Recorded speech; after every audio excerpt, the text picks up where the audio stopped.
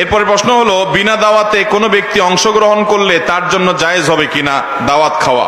বিনা দাওয়াতে যারা খায় তারা বলে ওইখানে আমার রিজিক আছে। এটা কোনো কথা রে ভাই?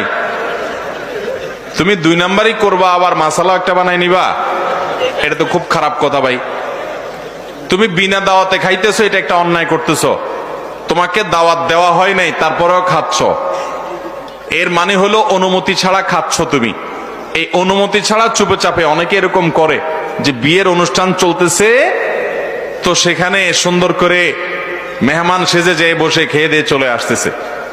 তো এরকম যদি করে, সিরিয়াস কথা যে এটা জায়েজ হবে, কারণ লা ইয়াহিল্লু মাল ইমরিইন মুসলিমিন ইল্লা বিতিবি নাফসি। নবীজি সাল্লাল্লাহু আলাইহি ওয়াসাল্লাম বলেছেন, কোন মুসলমানের কোন টাকা পয়সা, খাবার দাবার, জিনিসপত্র, কোনো কিছু এটা নেওয়া জায়েজ হবে না তার মনের সন্তুষ্টি ছাড়া।